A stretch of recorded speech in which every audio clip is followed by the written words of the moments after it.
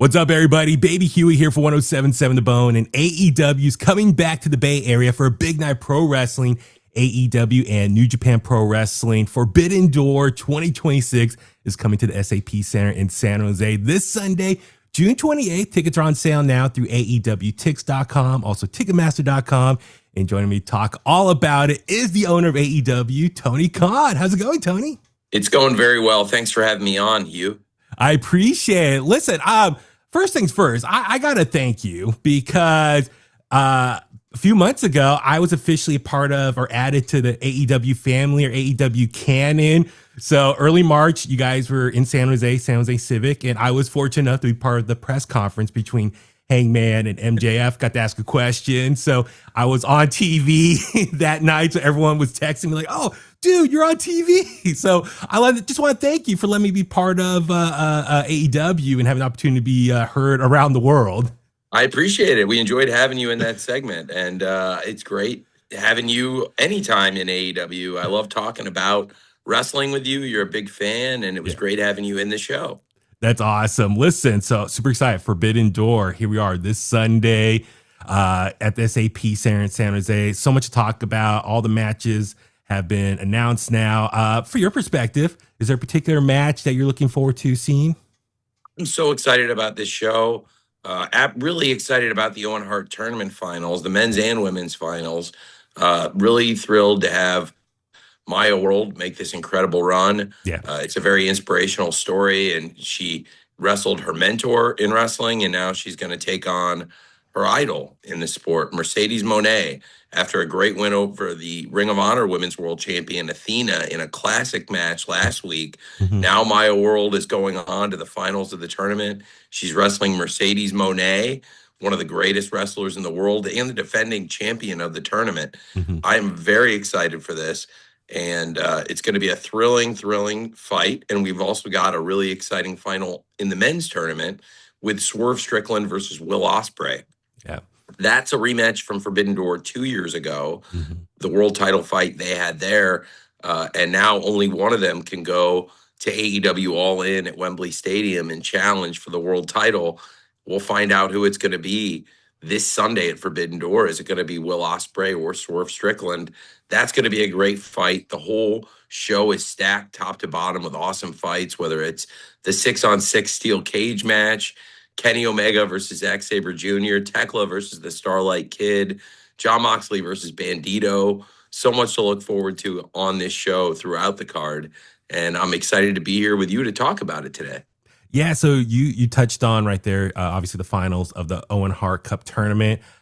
I just want to get your thoughts on Owen Hart, just what it means for you to have his family get involved with AEW and have the Owen Hart Foundation become part of AEW.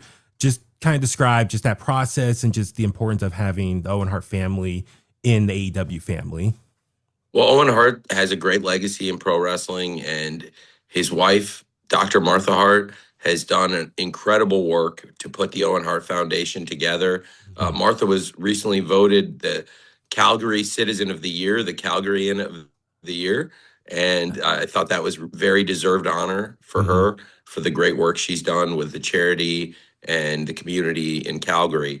Yeah. And Owen Hart left behind a great legacy. He's part of an incredible family of wrestlers, the Hart family. Yeah. And Owen Hart is somebody that so many people in wrestling looked up to. So it's an honor to have his name associated with our tournament, for somebody to win this tournament and go on to compete for the world title.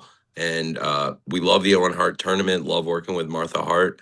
And I'm very excited for the tournament finals this Sunday at AEW Forbidden Door. It's going to be an incredible event, and there's still tickets available. You can get tickets for the show in San Jose at AEWTix.com.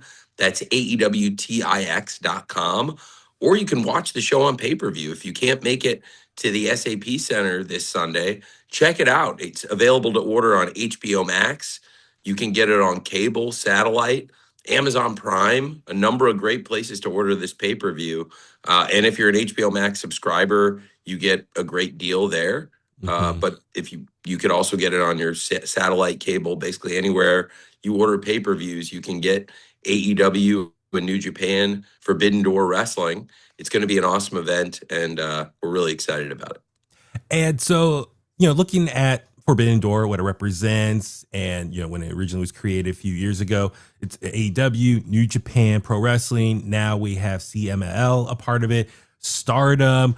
I'm just curious, maybe from looking down the road, are you interested maybe adding other promotions into the mix as well, like other companies from here in the US or outside the US? Is that a possibility? Well, it's definitely the case right now that there's a lot of great wrestling in the world. Mm-hmm. And with AEW, we're trying to embrace that. We work with a lot of promotions, partner with other wrestling companies all over the world. We try to scout wrestlers, but also develop wrestlers and wrestling companies. And we're working with a number of companies. We've added more participants to Forbidden Door. Like you said, great wrestlers from Mexico with CMLL, which is a tremendous partner for us, Yeah. and Stardom, some of the top women wrestlers in Japan coming over and wrestling here for AEW. And we're really excited about the event this weekend. But like you said, there's a lot of great wrestling promotions. And in the future, yes, we could look to add more wrestlers and more wrestling promotions to send people for this event. And a lot of our events feature outside wrestlers coming in from all over the world. That's one of the real highlights of AEW. That's very cool to hear and exciting as well as a wrestling fan. I do want to ask this week, Paul Heyman, he did an interview with Chris Van Vliet and talked about you and AEW quite a bit in this interview. So I just want to get your thoughts on that. One, he was talking about just kind of like his vision of what ECW was going to be in 2006 and what he wanted to be. And I guess what Vince ultimately had it to be. And it was just different conflict of creative differences there. And when he was describing what he wanted ECW to look like in 2006, the way he described it sounds very much like what AEW is now. And then later in the interview, I'm just paraphrasing, he went to describe just he sees AEW and sees the influence ECW had on AEW. So I would just love to kind of get your thoughts on that and just, what Paul Heyman had to say about AEW and just the influence ECW's had on your company. Well, I appreciated what he said. I thankfully grew up as a big wrestling fan, and I appreciate that he had some kind things to say about AEW. And when I was growing up, he was a major influence on me and a lot of people in pro wrestling. So that was gratifying. I also appreciated that he called me a wolf. That's a nice thing to be referred to. And I think that it's really incredible that AEW, looking back to 2019, that we're on this amazing run. Yeah. Wednesday Night Dynamite is the longest running primetime pro wrestling show ever on TBS or TNT. Mm-hmm. And I think that's amazing because there's such a rich history of pro wrestling on TBS and TNT. They're great channels. And the legacy of wrestling on TBS goes back to 1971. And on TNT goes back to 1995. Yeah. And none of the shows on those channels have lasted in prime time longer than Wednesday Night Dynamite. So very proud of our run. And AEW definitely came at the perfect time to launch a challenger pro wrestling promotion. And we've done a lot more than launch. We've continued to grow and develop, I think, and I believe that we've gotten better. AEW continues to put on really strong shows. And after all these years, I thought that our most recent pay-per-view, Double or Nothing 2026, last month, is, in my opinion, the best AEW show ever. And a lot of people feel that way, that in 2026, AEW has been putting out our best shows ever. I thought Revolution and Dynasty were tremendous. The TV every week, Wednesday Night Dynamite and Saturday Night Collision, is at such a high standard right now. So very proud of what we're doing now, 7 years into our run and still going very strong with AEW. That's very cool to hear. And yes, congrats on all the success thus far and moving forward. Just touching off what you just mentioned there. So I was talking to my buddy. I want to shout him out, Steve from the Steven Larson Going to Raw podcast, one of my favorite pro wrestling podcasts out there. And I was texting with him and, just kind of get his thoughts of AEW. And we were just going back and forth. And I want to give him credit. He just, and I agree with him. He just says AEW for a while now has been on this really positive upswing. Everything seems to be going in the right direction. Just, you know, the numbers on TV, the pay-per-view buys, fan morale, and just, you know, loving you guys as a company. Why is that? Why have things have really just seems to be all going in the right direction? Everything seems at this positive upswing. Just kind of your perspective. Why is that? Well, it's a great team, and there's a lot of people on the team doing great work. And there's a ton of people, and just like a lot of sports teams, you have major contributors Okay. and a lot of people who contribute. Some people, the starters, and some people coming off the bench and making huge contributions. And you need all those people doing well on the aggregate for a team to win. And that's happening. A lot of people doing a great job. And most importantly, the wrestlers. They're doing a fantastic, fantastic job putting on great matches. And I think we've been on a good run of matchmaking and building great rivalries and putting on shows that have been really captivating and fun to watch consistently on Wednesday nights with Dynamite on TBS and Saturday nights with Collision on TNT. Our pay-per-views have always been at a very high standard. Yeah. And when you have pro wrestling, it means 52 weeks a year of television, no breaks, no reruns, no off season, no time off. And AEW is in a really strong period. I think the shows have been fantastic, TV and pay-per-view for a long time, very consistently. And it's a great team, and I'm very happy to be a part of this team with these great wrestlers and our staff, and also these amazing fans, because everywhere we go, there's people excited about AEW. I was at the World Cup last night, and so many people stopped me to talk about AEW. I was there in my capacity as a football executive. Yeah. And, you know, I'm there taking notes and thinking about the Premier League, and people are grabbing me all the time and taking pictures and asking me about AEW, and that's great too.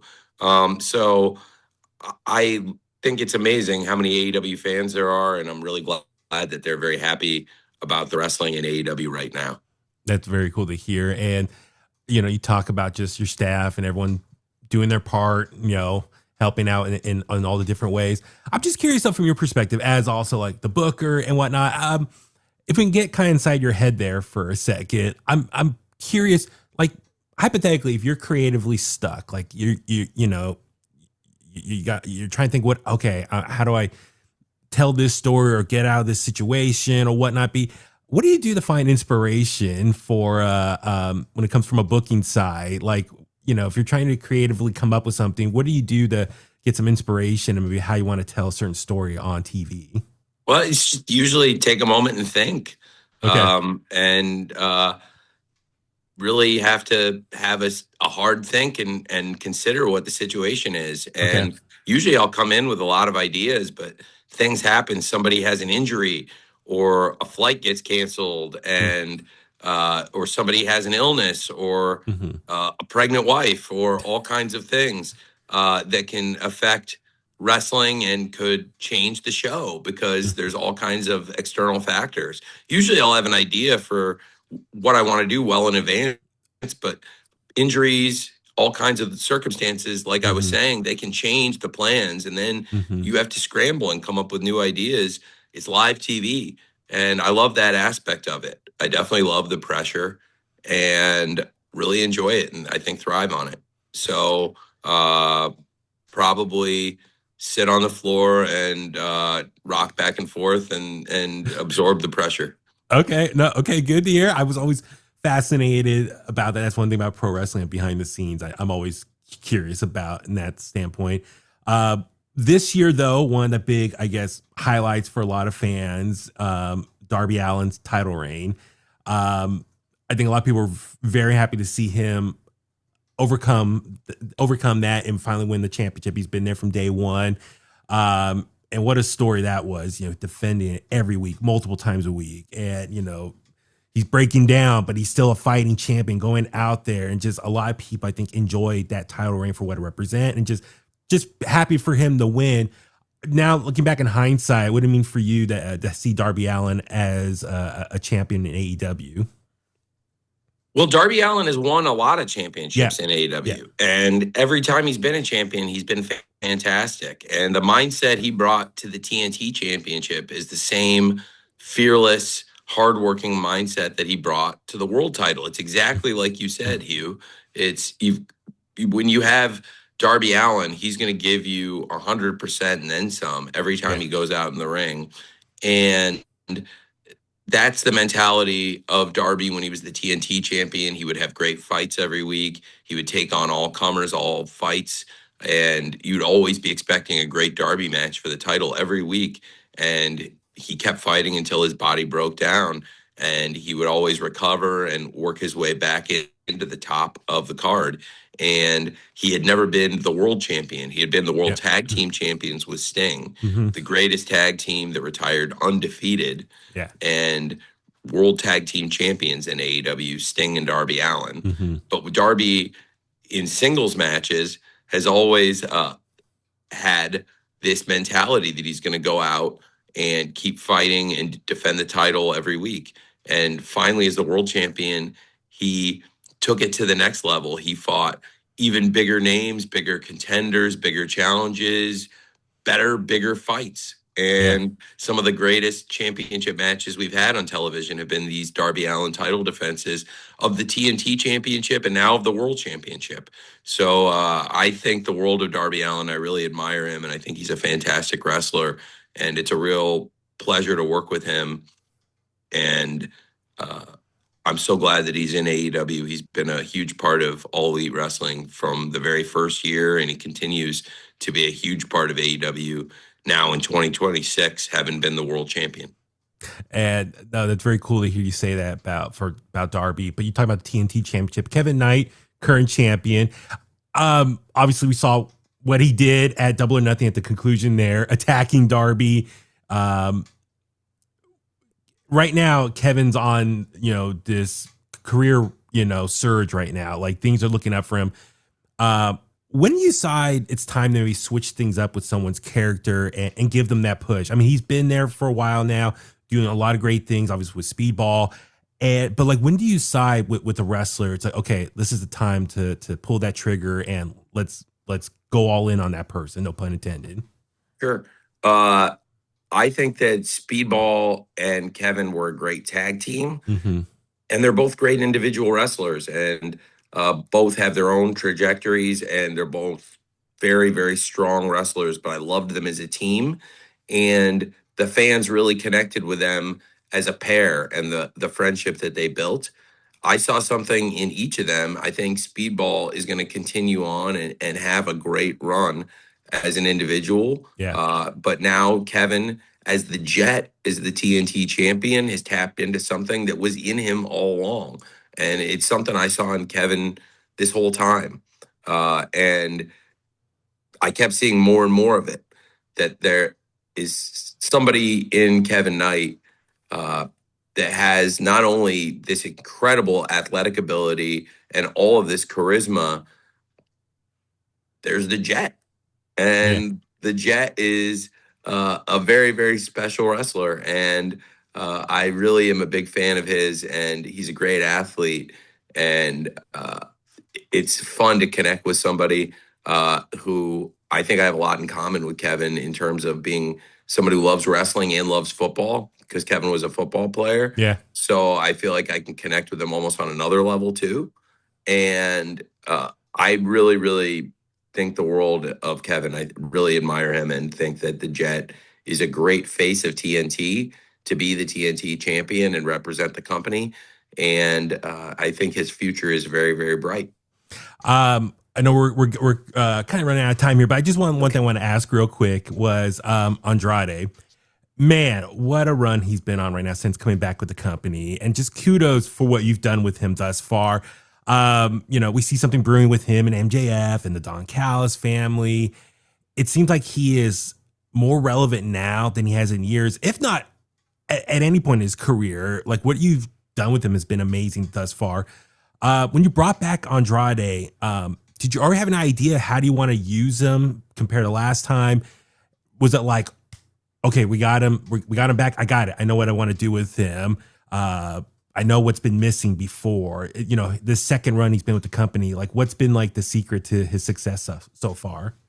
It's been a combination, and I Okay. have a great relationship with him. And when he left, we left on the best of terms. Okay. And I had told him the door was going to be open for him to come back, and I wasn't expecting it to happen so soon. Mm, But it happened pretty quickly that he came back, and I was very happy to have him back. I really admire Andrade Alidolo very much, yeah. and I felt like when he left AEW, the previously he had been on a great run Yeah. and had had some really tremendous matches in 2023, and I was really hoping that Andrade Alidolo would stay with us for longer.